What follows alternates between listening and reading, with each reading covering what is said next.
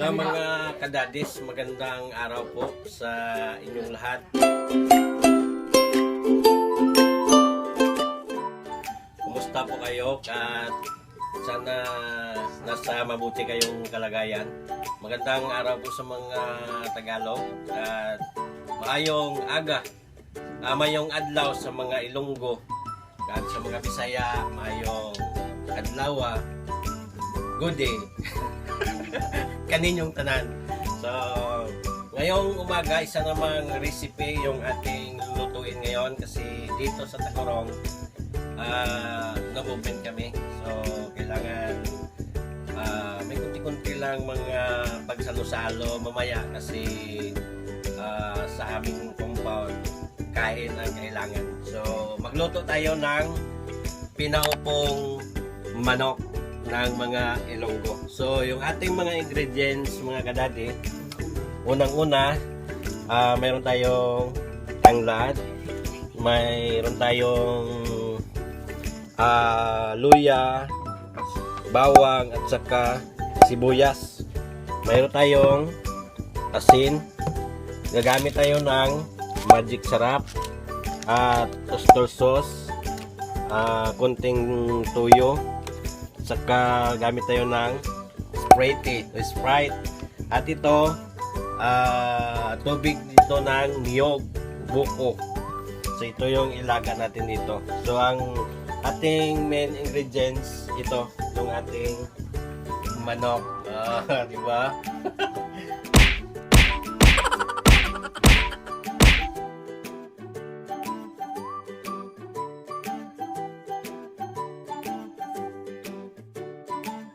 So, ang una natin gagawin,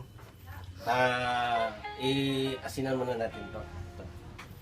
Ganyan lang mga kadadi. Simple lang yung ating i-kuha natin, i-haplos-haplosin na natin at imas-imasin ng asin. Okay?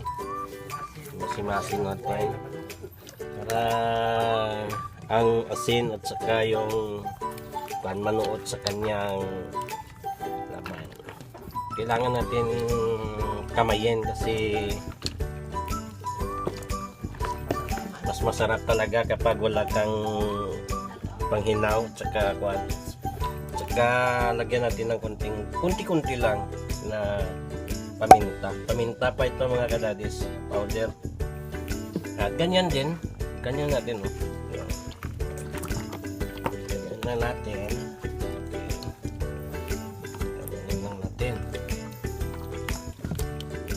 Okay. Pero okay na to.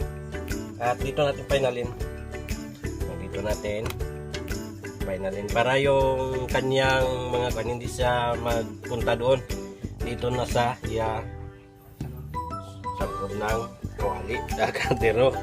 Okay, ngayon. Okay, ito mga kadadis, lagyan muna natin ng asin para magnuot yung asin sa loob.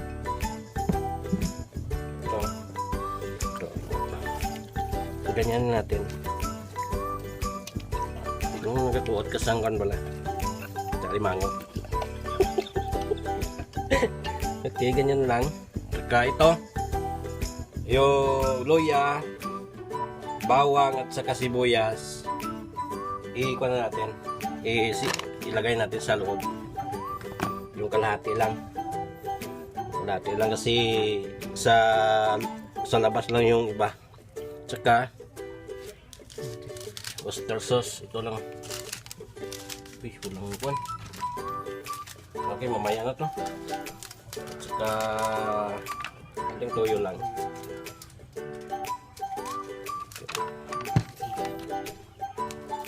At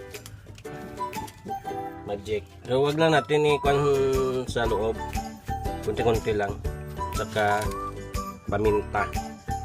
Mintang durog para manuot yung kanyang lasa sa loob. Yun ang pinadapa o pinaupo ng mino ng mga Ilonggo. At saka tanglad. So, ganyan lang. At saka ang gagawin natin, upuin. So hindi siya mag-upo si kuan. malaki yung kaldero. Hapa na lang. Hapa na lang siya. Okay. So iluto natin to. At ang sunod, okay. Ito yung sabaw ng niyog, buko. Yun.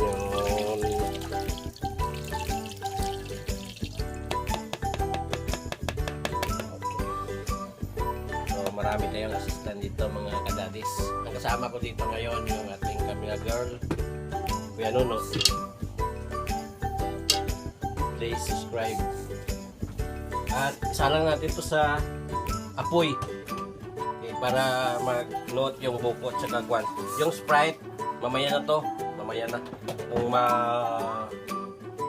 maubos na yung tubig ng niyog sa pagkukulo natin. So, salang natin.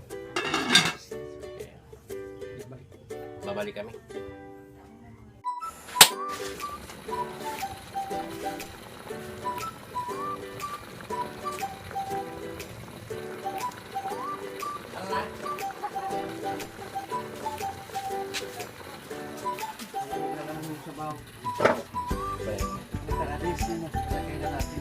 Okay mga kadades, sa pinaka-hour na nang umapa sa dito sa kaldero, ito na yung kanyang itsura. Pakita mo ate. So, ito na. At kasi balit na yung kanyang sabaw, ito na ano tayo dito. So, huwag natin ubusin. Lagyan natin ng Sprite Sprite.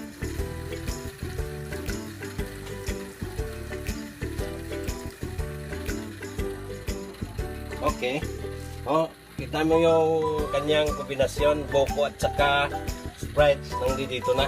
At lagyan natin ng oyster sauce. Ubusin natin to.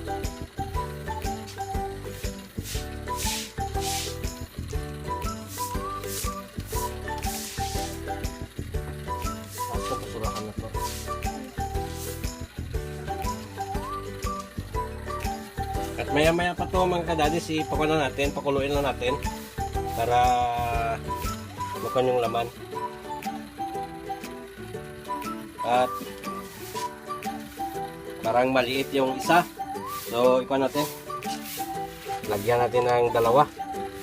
Hindi isa makaya sa isa. Dalawa. Ito talaga yung magdala ng lasa niya mga kadadis. Lutong bahay. Pero masarap.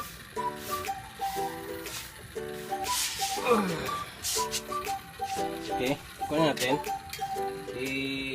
Mixer. Para magpan siya. Para yung lasa ng oyster at saka yung Sprite magsinubagana sila sa loob ng kaldero. Diba? Yun o. Yung ating manok.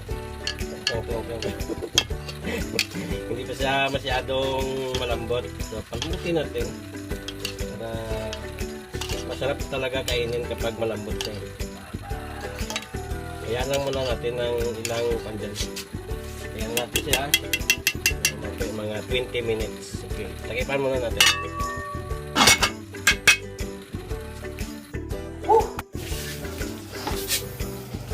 Okay mga kadades, sa aming pagbabalik ikuha na natin kung ano yung sitwasyon dito, yung ating pinaupo sa buko na manok.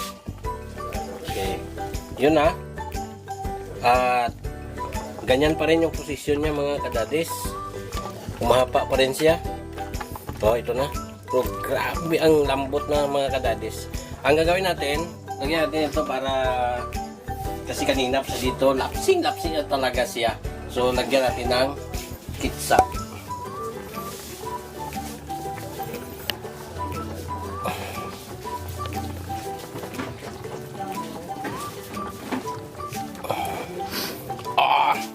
Makalabas. Yan, mga kadadis. Grabe yan. So, kuha natin. Pahayangin natin. Para naman, magkuha naman yung position niya. Okay. Yan mga kadadis, oh. Yun, ang ganda, oh. Ang sarap talaga. Diba? Oh. Okay. Maya-maya na, pwede na to mga kadadis. Pwede na to. Pwede natin to kunin at saka yun na. Birahin na natin. Okay. Itak na. Sige. Mag-ikuan yung ating camera girl na ketchupan pa daw kasi masarap daw kapag maraming ketchup. Lagyan na natin. Okay. Para manuot. Ano lang. Okay. So, tignan natin. Itagipan natin malayo. Itagipan natin. Para okay na. Magkain na tayo. Guys, ito mga kadadis. Yung gamit namin dito. So, abangan-abangan lang nyo mga kadadis. Abang-abangan lang nyo. Kasi yung aming negosyo dito sa Tacorong, ice cream. So, ipakita namin kung paano kami magluto. Kasi yung iba, kasi mga kadadis, na pa natin yung ice cream na pag-usapan na natin. Kasi mayroong iba na hindi sila bibili. Kasi nagluluto kami din ang nagbibinta sa labas ng aming barangay dito. So yung iba hindi magbili kasi sabi nila daw dirty ice cream. So ipakita namin kung paano namin gawain yung ice cream. Kasi dito sa amin hindi kinakamay yung ice cream namin dito. Lahat talaga hindi ka makakuan sa kamay. So abang-abangan lang yung mga kadadis. May recipe kami ng ice cream kasi ito yung aming negosyo, ito yung nagbuhay sa amin dito sa Tacorong. So, abang-abangan lang ninyo sa episode. Sana, supportahan nyo itong panito. Kung may comment kayo, please comment lang at saka subscribe para mapandi namin kung ano yung masabi ninyo sa amin. So, abang-abangan lang sa aming sa episode namin na ice cream yung aming gawain para mapakita namin sa inyo kung paano namin gawin yung aming negosyo dito sa Tacorong ice cream. Tingkuan mo na, click mo na. Sa palubog, kaya na makadadis. Okay mga kadadis, malapit na oh. Malapit na siya kumukulo na siya at malapit na siya maghubas. So, ang gagawin natin, paubusin natin ng maliit lang siya, maliit para napakaganda yung sabaw ng pinoopong manok sa buko. Kung maliit na lang siya, napakaganda talaga ipan sa kanin. So masarap talaga to. So ito, madali na lang ito at mukbangin na natin. Bakbakin na natin ng gusto. So maya-maya lang. So, ito, luto na to. Nakuha na namin yung kanyang sabaw. So, pa natin at final na to. Saan pagbabalik, lamisa na to. Mukbang na. Kain na na. Oo, namig ko. Yun. Ibutang mo yung sibuyas mo. Kaya mga kadades, ito na yung final. Kaya natin yung sibuyas dahon. Yan na to. Yun.